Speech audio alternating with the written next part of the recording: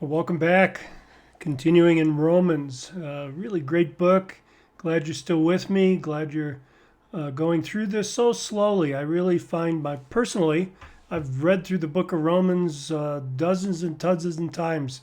It's an important book. We should all be spending time in it. This is probably uh, the second slowest time I've gone through the book. The first slowest was undoubtedly the first time I tried to read and actually worked my way through the book of Romans in Greek. I had to stop frequently, look up words, look up usages, look up grammar. That was probably the slowest I ever gone through the book, but this would be the second slowest, and frankly, I'm finding it to be very rewarding, moving in many ways as I reflect on Paul's life and his dedication here. We're in verse 14 today. Let me get to what you're here for, the book itself. Paul is kind of drawing to a close. If you look at my screen here, his introduction ends in verse 17, and he's drawing to a close here. In verses 1 through 7, you remember, Paul talked about his calling, talked about his mission.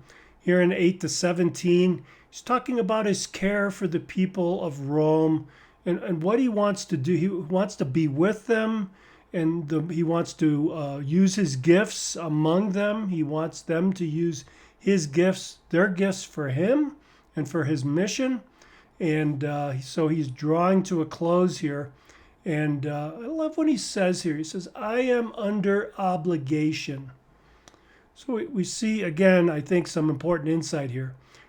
Paul not only has a deep soul level longing to be with the believers in Rome, but God has imparted to him and entrusted to him a duty, an obligation. An obligation is a moral or legal responsibility to do something.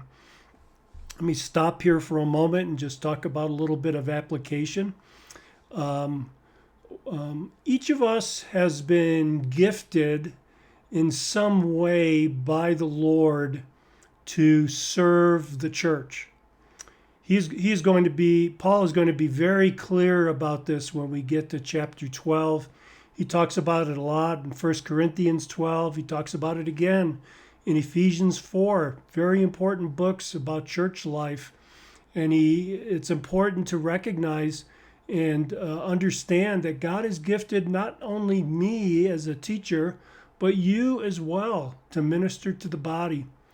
When that opportunity to use your gift and the longing to use that gift among a group of people, specific group of people, come together, that is from God.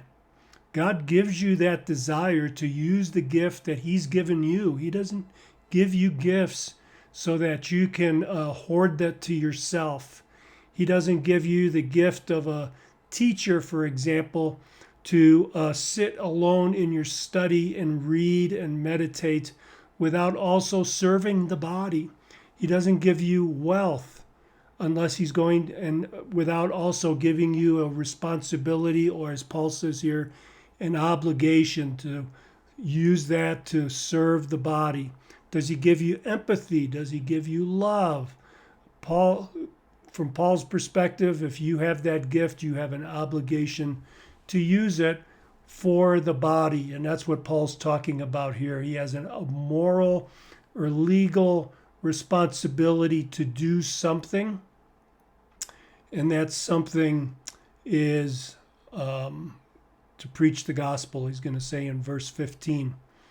This is the gospel he spoke about back at the beginning of the letter, at the very introduction, the gospel that was promised through the prophets about Jesus, the coming King and the God of all, which has been confirmed by his resurrection. This is the gospel that Paul has to talk about. But not only the gospel itself, not only that saving message, we can't just reduce the gospel to that saving message, but everything that it implies. So Paul is going to be talking about not only the sin we're saved from, and how we're saved from that sin, but he's going to talk about how do we grow in godliness? How do we use our gifts for the good of the church? We're going to learn about God's sovereignty and how he's at work in the world. So Paul is here saying that he has this God-given duty to preach the gospel, and he is going to do that. Look at what the obligation extends to the Greeks. These are the people outside of Israel. To the uncultured.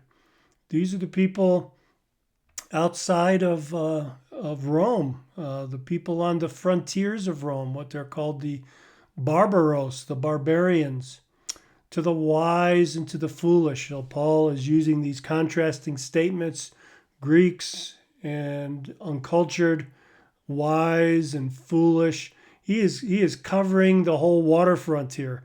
He is saying that he has an obligation to preach the gospel to everyone.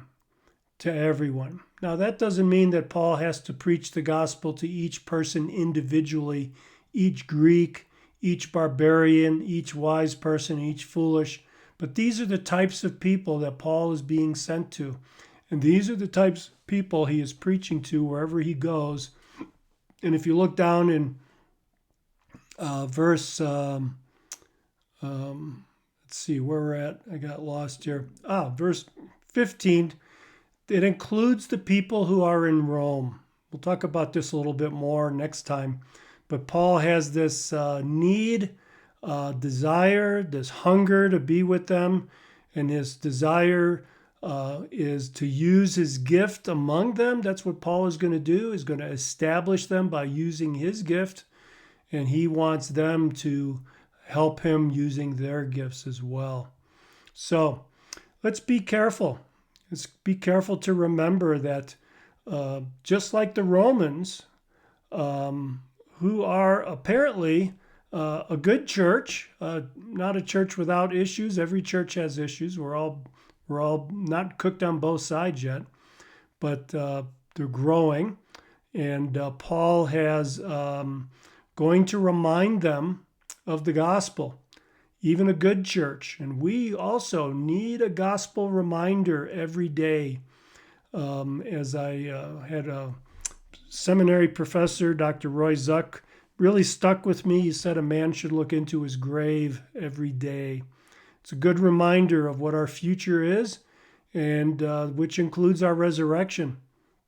So we never outgrow the need to be reminded that we need a Savior to both save and sanctify us.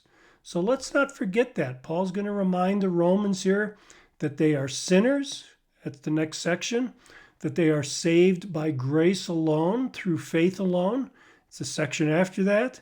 He's going to talk about their need to walk in the Spirit, to be sanctified, to remind themselves of the death and resurrection of Christ as the power for sanctification. That's going to be another section. He's going to talk about them, the need to use their gifts to build each other up. He's going to talk about the sovereignty of God. And finally, and these things are all great reminders and all part of the gospel that Paul is coming to preach to you also who are in Rome. So we need to be reminded. We need to be reminded of these things. And by God's grace and according to God's will, we will be reminded of these things as we go through the book of Romans. So brothers and sisters, keep your eye out. Be reminded as we go through this. There's nothing wrong with reading a book of the Bible over and over. You never outgrow your need to hear the gospel message. Don't ever grow weary of hearing it. Pray for zeal. Pray for the Lord to stir you up. God bless you, and we'll talk again on Wednesday.